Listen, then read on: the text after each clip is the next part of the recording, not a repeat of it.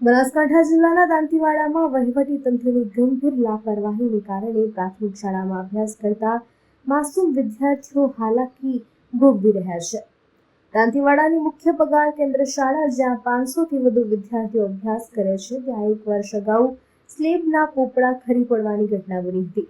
જોખમ ટાળવા માટે તંત્રએ 12 જેટલા વર્ગખંડોને કંડમ જાહેર કરી ઉતારી લીધા હતા, પરંતુ 1 વર્ષ વીતવા છતાં પણ ઓરડાઓનું નવીનીકરણ કરવાનું તંત્ર જાણે ભૂલી જ ગયા હોય તેવું લાગી રહ્યું છે।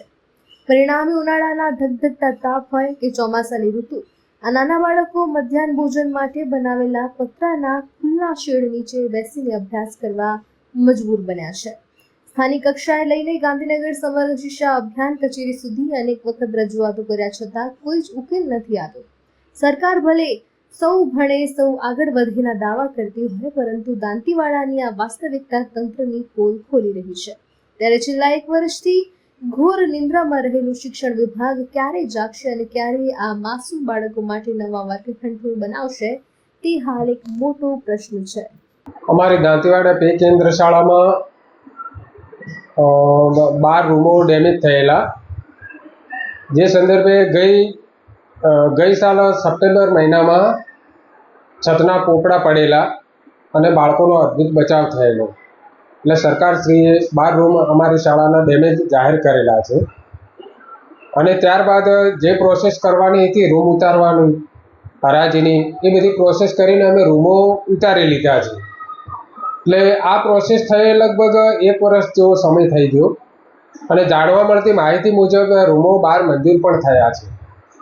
એ સંદર્ભે સોઇલ ટેસ્ટિંગ પણ થઈ ગયું છે, પણ હજી સુધી રૂમ બાંધકામનું કામ ચાલુ થયું નથી, જેથી બાળકોને બેસવામાં અમારે બહુ તકલીફ પડે છે। અમારી શાળાની અંદર 2 શિફ્ટ કરેલી છે, ટોટલ રૂમ 4 અત્યારે બેસવા માટે છે, જ્યારે 500 જેટલા બાળકો અમારી શાળામાં નોંધાયેલા છે। એટલે અમે 2 પાળી કરી લઈ, કારણ કે રૂમો અમારી પાસે અવેલેબલ અત્યારે નથી બેસાડવા માટે। એટલે 6 થી 8ના બાળકો સવારે આવે છે અને 1 થી 5ના બાળકો બપોરે આવે છે। સાથે સાથે અંગ્રેજી માધ્યમની શાળા પણ અહીંયા ચાલે છે, જેનું પણ હજી બાંધકામ પૂર્ણ થયેલ ન હોવાથી અમે એનો પણ આ કેમ્પસમાં જ બેસે છે। એટલે બાળકોને બેસવા માટે બહુ તકલીફ પડે છે। ચોમાસાની સિઝન હોય, બાળકોને છત નીચે, શેડના છત નીચે બેસાડવા પડે છે, જેથી શિક્ષણ કાર્યમાં કરવામાં અને બાળકોને અભ્યાસ કરવામાં ખૂબ તકલીફ પડી રહી છે।